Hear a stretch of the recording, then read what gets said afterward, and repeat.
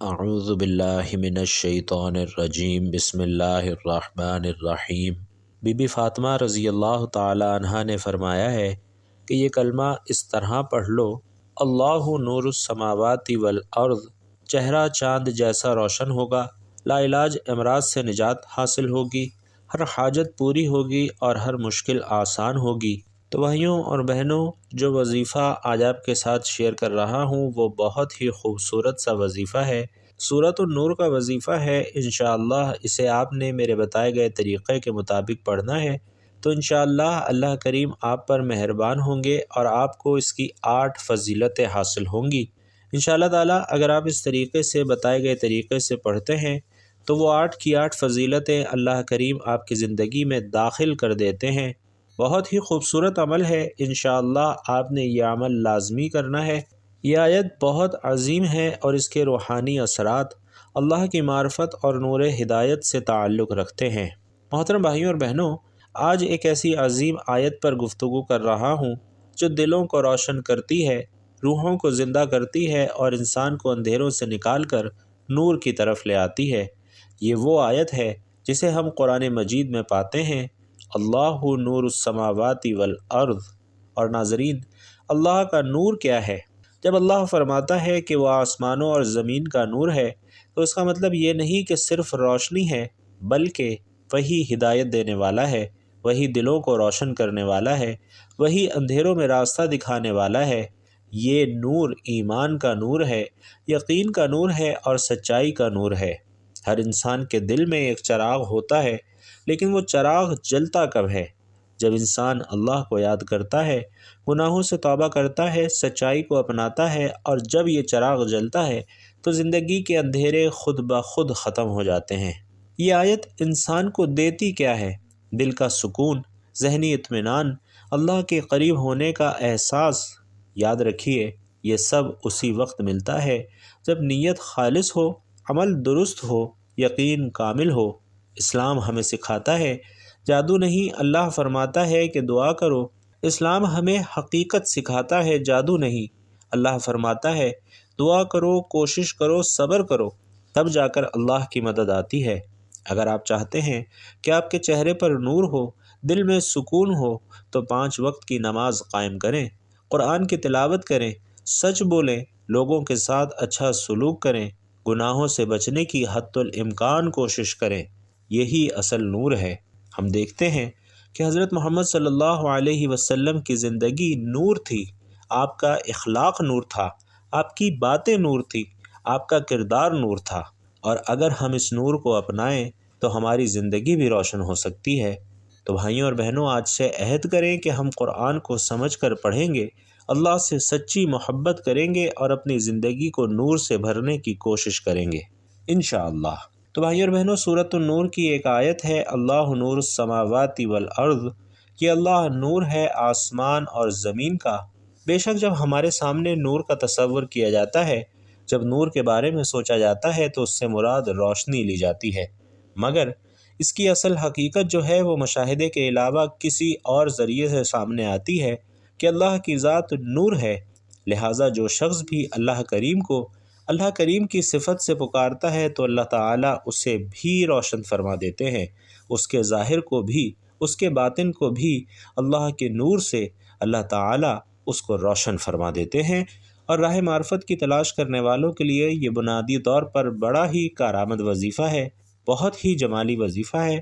انشاءاللہ اگر آپ اس وظیفے کو کرتے ہیں تو جو اس صورت کے حوالے سے ہے، اللہ کریم آپ کو ایمان کا نور بھی حاصل کرواتے ہیں اور ایمان کے ساتھ آپ کی حد درجہ بندی، آپ کے اندر استقامت بھی پیدا ہوتی ہے۔ جو بھی انشاءاللہ اسے پڑھتا ہے تو اللہ کریم اس کے زندگی کے ہر معاملے میں اس کے حامی اور ناصر ہو جاتے ہیں۔ یہ اللہ کریم کی صفت ہے تو اللہ تعالیٰ اپنے ذاتی نام کو اس میں شامل کرتے ہیں، کیونکہ ناظرین یہ نور جو ہے وہ اللہ کا نام بھی ہے۔ تو اللہ نور السماوات والارض، کہ اس کے اثرات آپ پر اس طرح سے واضح ہوتے ہیں۔ جب آپ سورۃ النور کو پڑھنا شروع کرتے ہیں تو آپ کے اثرات آپ پر اس طرح سے واضح ہونا شروع ہو جاتے ہیں کہ آپ صاحب کشف بن جاتے ہیں۔ بھائیوں اور بہنوں، بزرگان دین کہا کرتے ہیں کہ قرآن کریم خود انسان کو چنتا ہے، نہ کہ انسان قرآن کریم کو چنتا ہے۔ قرآن کریم خود منتخب کرتا ہے کہ کون مجھے پڑھے گا، کس کی رہنمائی، کس کی ہدایت کا میں ذریعہ بننے والا ہوں۔ تو یہ اپنے ذہن میں رکھا کریں کہ اگر آپ قرآن کریم پڑھ رہے ہیں تو یہ آپ کا کمال نہیں ہے، بلکہ قرآن کریم خود ہے جس نے آپ کو چنا ہے کہ مجھے کون پڑھے گا، اور خود اللہ کریم اس کی رہنمائی اور اس کی ہدایت کا ذریعہ اسے بناتے ہیں۔ تو انشاءاللہ اگر آپ اس سورہ نور کو پڑھتے ہیں تو یہاں سے جہاں سے اللہ نور السماوات والارض کا جو عمل ہے بہت ہی مفید ہے، لہٰذا جو بھی اسے پڑھتا ہے سورۃ النور کو، تو اللہ تعالیٰ اس کو اس کے اثرات اس طرح سے ظاہر فرماتے ہیں کہ اس کے دل کی آنکھ اللہ کریم کھول دیتے ہیں، اور جس جگہ بھی وہ جاتا ہے اللہ تعالیٰ اس پر کشف ظاہر فرماتے ہیں۔ دعائے نور بھی ایک ہے، وہ بھی اس کے حوالے سے بہت سارے فضائل جو ذکر کیے گئے ہیں، اس میں بھی اللہ کریم کے تمام تر فضائل ہیں جس میں اللہ تعالیٰ کا نور کا ذکر ہے۔ تو اگر آپ اس سورہ نور کو پڑھنے کے بعد اس دعائے نور کو پڑھتے ہیں، کیونکہ اس حوالے سے حضرت سلیمان فارسی رضی اللہ تعالیٰ عنہ سے روایت ہے کہ حضرت فاطمہ الزہرا رضی اللہ تعالیٰ عنہ نے مجھ کو رطب فرمایا جس میں گٹھلی نہیں تھی، اور فرمایا یہ اس درخت کا پھل ہے جو خداوند عالم نے میرے لیے بہشت میں لگایا ہے۔ ان چند کلمات کے سبب جو میرے پاس مجھے آپ صلی اللہ علیہ وسلم نے تعلیم فرمائی ہے، جسے میں ہر صبح اور شام پڑھتی ہوں۔ اگر آپ چاہتے ہیں کہ جب تک زندہ رہیں تب تک کسی بھی قسم کی مرض میں مبتلا نہ ہوں تو یہ دعا پڑھ لیا کریں۔ حضرت سلیمان رضی اللہ تعالیٰ عنہ کہتے ہیں کہ میں نے اہل مکہ مدینہ سے 1000 بار یہ دعا تعلیم کی ہے۔ اس سب کو خدا تعالیٰ نے کسی بھی قسم کی مرض سے شفا نصیب فرمائی ہے، اور اس کے علاوہ جو بھی اثرات دیکھنا چاہتا ہے تو اللہ تعالیٰ وہ بھی اس پر ظاہر کر دیتے ہیں۔ جس طرح سے کسی کی حقیقت دیکھنا چاہتا ہو، یہ چاہتا ہو کہ لوگوں کے احوال اس پر واضح ہوں کہ کس کاروبار میں اگر پیسہ لگا رہے ہیں تو نفع ہوگا یا نقصان ہوگا، یا کس طرح کے معاملات اس کے ساتھ پیش آئیں گے، تو اللہ کریم اس پر وہ تمام کشف ظاہر کرنا شروع کر دیتے ہیں۔ اور ناظرین، بزرگان دین نے فرمایا ہے کہ اس کا وظیفہ، ان کا نظریہ یہ ہے کہ اس وظیفے کے پڑھتے ہی انسان پر اللہ کریم 8 نور روشن فرما دیتے ہیں، جن میں سے ایک نور کشف بھی ہے۔ اب یہ 8 نور کون سے ہیں؟ سب سے پہلے تو اللہ کریم اس کے نور قلب یعنی اس کو دل کا نور عطا کرتے ہیں۔ دوسرے نمبر پر نور ایمان یعنی اسے ایمان کا نور اللہ کریم عطا کرتے ہیں۔ پھر نور نفس یعنی اس کا نفس، اسے بھی اللہ کریم نور عطا فرماتے ہیں۔ پھر نور روح بھی اللہ کریم عطا فرماتے ہیں۔ نور فہم، اس کو فہم اور عقل عطا فرماتے ہیں۔ پھر اللہ تعالیٰ نور معرفت عطا فرماتے ہیں۔ نور سر اس کو عطا فرماتے ہیں، یعنی معرفت اس کے اوپر اللہ تعالیٰ وہ تمام تر چیزیں واضح فرمانا شروع کر دیتے ہیں، اور نور کشف اس انسان پر ظاہر ہو جاتا ہے۔ اس کے علاوہ اللہ کریم اس پر رزق کے دروازے بھی کھولنا شروع کر دیتے ہیں۔ اللہ کریم آسمان اور زمین کا نور ہے۔ اللہ کریم آسمان اور زمین کا نور ہے، اور جو شخص یہ پڑھتا ہے اللہ تعالیٰ اسے بھی حسن و جمال والا بنا دیتے ہیں۔ اگر آپ یہ وظیفہ پڑھتے ہیں اور اپنی آنکھوں پر، اپنے چہرے پر اس کا دم کر لیتے ہیں تو اللہ کریم آپ کے چہرے کو منور اور پرکشش بنا دیتے ہیں۔ بہت ہی خوبصورت عمل ہے۔ انسان کے چہرے پر تازگی، سکون اور کشش پیدا ہوتی ہے۔ اس کے علاوہ آپ کی کوئی بھی حاجت ہے، کوئی بھی پریشانی ہے، تو انشاءاللہ اس کے پڑھنے سے اللہ کریم آپ کی وہ حاجت بھی پورا فرما دیتے ہیں، آپ کے لیے ہر قسم کے دروازے کھول دیتے ہیں۔ اگر کسی لڑکی کی شادی نہ ہوتی ہو، بہت پریشان ہو شادی کے حوالے سے، تو انشاءاللہ کریم اس سے اللہ تعالیٰ اس کے نصیب کھول دیتے ہیں، اور انشاءاللہ اسے اچھا خاوند نصیب فرماتے ہیں۔ روزانہ اس کو پڑھنے کا معمول بنا لیں، اور پڑھ کر اللہ کریم سے دعا کریں کہ میرے پاک پروردگار مجھے اچھا اور نیک ساتھی عطا فرما۔ اسی طرح سے مرد حضرات بھی اگر اپنی کسی پریشانی کے لیے پڑھ لیں تو اللہ تعالیٰ ان کی بھی حاجات پوری فرماتا ہے۔ اس کے علاوہ بھائیوں اور بہنوں، دعائے نور بھی ہے، وہ بھی اس کے حوالے سے بہت زیادہ فضائل رکھتی ہے۔ اس میں بھی اللہ تعالیٰ کی وہ تمام تر فضائل ہیں۔ اگر آپ اس دعائے نور کو پڑھتے ہیں تو انشاءاللہ آپ کو اس کے بے پناہ فائدے حاصل ہوں گے۔ بھائیوں اور بہنوں، انسانی زندگی خوشی اور غمی، صحت اور بیماری، آسانی اور مشکل کا مجموعہ ہے۔ دنیا میں کوئی ایسا نہیں جسے مکمل سکون حاصل ہو۔ بیماریاں، مصیبتیں وہ حقیقتیں ہیں جن سے کسی انسان کو انکار ممکن نہیں ہے۔ اسلام ان تینوں کو نہ صرف زندگی کا حصہ مانتا ہے بلکہ انہیں آزمائش، تنبیہ، رحمت اور کامیابی کا ذریعہ بھی قرار دیتا ہے۔ بیماریاں آزمائش بھی، رحمت بھی۔ بیماری انسان کو کمزور کر دیتی ہے مگر اسی کمزوری میں اللہ تعالیٰ کی طرف رجوع کا دروازہ بھی کھولتی ہے۔ اسلام کے مطابق بیماری صرف سزا نہیں بلکہ اکثر گناہوں کا کفارہ اور درجات کی بلندی کا سبب بھی ہے۔ نبی علیہ الصلاۃ والسلام فرماتے ہیں کہ مسلمان کو جو تکلیف، بیماری، رنج یا غم پہنچتا ہے، حتیٰ کہ کانٹا بھی چبھتا ہے، تو اللہ تعالیٰ اس کے گناہ معاف فرما دیتا ہے۔ اسی طرح بھائیوں اور بہنوں، بیماری انسان کو عاجزی سکھاتی ہے، غرور توڑتی ہے اور یہ احساس دلاتی ہے کہ اصل طاقت صرف اور صرف اللہ کے ہاتھ میں ہے۔ صحت مند انسان اکثر غفلت میں مبتلا ہو جاتا ہے، جبکہ بیمار دل سے دعا کرتا ہے، آنکھوں میں آنسو اور زبان پر اللہ تعالیٰ کا نام ہوتا ہے۔ اسلام علاج کی بھی تلقین کرتا ہے، کیونکہ بیماری کے ساتھ صبر اور دوا دونوں ضروری ہیں۔ نبی علیہ الصلاۃ والسلام نے فرمایا کہ اللہ کے بندو علاج کرو، کیونکہ اللہ نے ہر بیماری کے ساتھ اس کی شفا بھی رکھی ہے۔ اسی طریقے سے ناظرین، مصیبتیں بھی اللہ تعالیٰ کی طرف سے امتحان ہیں۔ مصیبتیں انسان کی زندگی میں اچانک آتی ہیں، مثلاً مال کا نقصان، رشتوں کی جدائی، حادثات، ناکامیاں، خوف۔ قرآن مجید میں اللہ تعالیٰ فرماتے ہیں، اور ہم ضرور تمہیں خوف، بھوک، مال، جان اور پھلوں کے نقصان سے آزمائیں گے، اور صبر کرنے والوں کو خوشخبری دے دیجیے۔ مصیبت دراصل انسان کے ایمان کا امتحان ہوتا ہے۔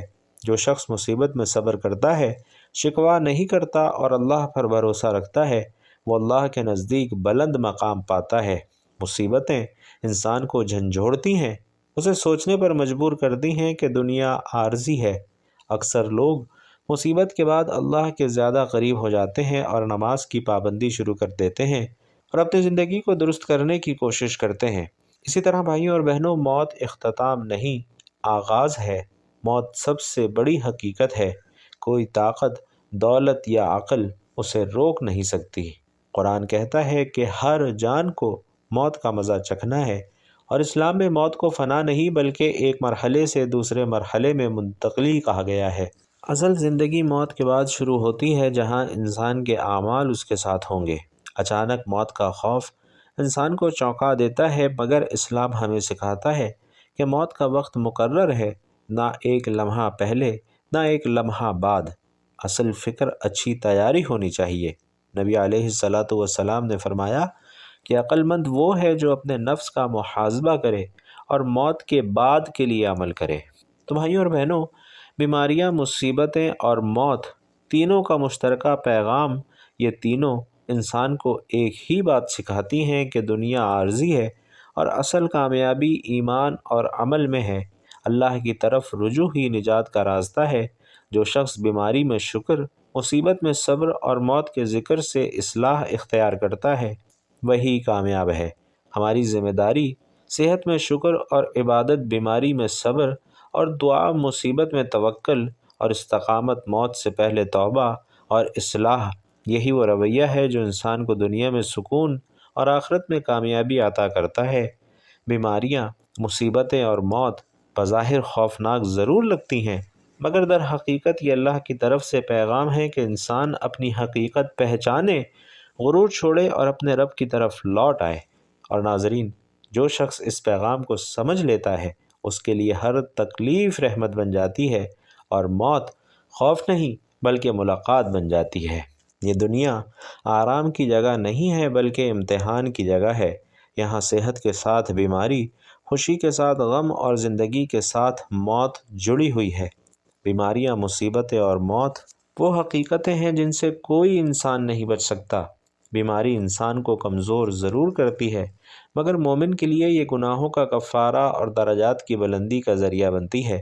نبی کریم صلی اللہ علیہ وسلم نے فرمایا کہ مومن کو جو بھی تکلیف پہنچتی ہے، اللہ اس کے بدلے اس کے گناہ معاف فرما دیتا ہے۔ تو بھائیوں اور بہنوں، یہ سب اللہ کی طرف سے آزمائش ہے۔ قرآن ہمیں صبر کی تلقین کرتا ہے اور صبر کرنے والوں کے لیے بڑی خوشخبری سناتا ہے۔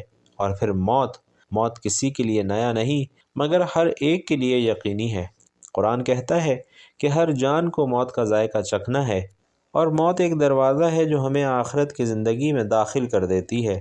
اصل کامیابی اس بات میں ہے کہ ہم موت کے لیے تیاری کریں، نہ کہ صرف اس سے ڈریں۔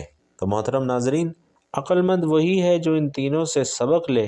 تو آئیے عہد کریں کہ صحت میں شکر کریں گے، بیماری میں صبر کریں گے، اور مصیبت میں اللہ پر بھروسہ رکھیں گے، اور موت سے پہلے انشاءاللہ اپنے اعمال درست کریں گے۔ یاد رکھیے کہ انسانی زندگی میں خیر اور شر ہمیشہ سے ساتھ ساتھ رہے ہیں۔ دنیا میں جہاں نیکی، محبت اور امن ہے، وہیں حسد، بغض، دشمنی، نظر بد اور شیطانی وسوسے بھی موجود ہیں، اور ایسے میں ہر انسان کی یہ فطری خواہش ہوتی ہے کہ وہ خود بھی اور اس کے اہل خانہ بھی ہر قسم کے شر سے محفوظ رہیں۔ اسلام ایک مکمل ضابطۂ حیات ہے جو ہمیں نہ صرف شر سے بچنے کا شعور دیتا ہے بلکہ اس سے حفاظت کے عملی طریقے بھی سکھاتا ہے۔ شر سے حفاظت کا سب سے مضبوط ذریعہ اللہ تعالیٰ پر کامل یقین اور بھروسہ ہے۔ جب انسان یہ مان لیتا ہے کہ نفع نقصان صرف اللہ کے ہاتھ میں ہے تو اس کا دل خوف اور بے چینی سے آزاد ہو جاتا ہے۔ قرآن کریم میں اللہ تبارک و تعالی نے ہمیں بارہا اپنی پناہ میں آنے کی تلقین فرمائی ہے۔ سورۃ الفلق اور سورۃ الناس خاص طور پر ہر قسم کے ظاہری اور باطنی شر سے حفاظت کے لیے نازل کی گئی ہیں۔ اسی طرح نماز کی پابندی بھی شر سے بچاؤ کا ایک اہم ذریعہ ہے۔ نماز انسان کو گناہوں، برے خیالات اور غلط اعمال سے روکتی ہے۔ اسی طریقے سے آیت الکرسی کی تلاوت، صبح شام کے اذکار اور مسنون دعائیں انسان کے گرد ایک روحانی حصار قائم کر دیتی ہیں، جس سے شیطانی اثرات اور برے ارادے رکھنے والے لوگ انہیں نقصان نہیں پہنچا سکتے۔ شر سے حفاظت کے لیے اخلاقی کردار بھی نہایت ضروری ہے۔ سچائی، صبر، درگزر اور حسن اخلاق انسان کو بہت سی دشمنیوں اور فتنوں سے بچا لیتے ہیں۔ جو شخص خود کسی کا برا نہیں چاہتا، اللہ تعالیٰ بھی اسے دوسروں کے شر سے محفوظ رکھتا ہے۔ اور بھائیوں اور بہنوں، آخر میں یہ بات یاد رکھنی چاہیے کہ شر سے مکمل حفاظت صرف اسی صورت ممکن ہے جب انسان ظاہری تدبیروں کے ساتھ ساتھ اللہ تعالیٰ سے مسلسل دعا بھی کرتا رہے، کیونکہ دعا مومن کا سب سے طاقتور ہتھیار ہے۔ جو شخص اللہ سے مانگتا ہے، اللہ اسے کبھی خالی ہاتھ نہیں لوٹاتا۔ تو ان باتوں کو آپ نے اپنے ذہن میں رکھنا ہے اور ساتھ میں یہ وظیفہ بھی لازمی پڑھنا ہے۔ طریقہ جان لیجئے کہ آپ نے یہ آیت اور دعائے نور کو کس طرح پڑھنا ہے۔ سورۃ النور کو آپ پڑھیں گے اور آپ اس کی آیت پر اللہ نور السماوات والارض پر جب پہنچتے ہیں، یہ مکمل طور پر جو آیت ہے اس کا آپ نے دھیان رکھنا ہے کہ اللہ آپ ہی آسمان اور زمین کا نور ہیں، میری زندگی کو منور فرمائیے۔ اور آپ نے یہاں پر اللہ نور السماوات والارض پر جب آنا ہے تب آپ نے دعائے نور پڑھنی ہے۔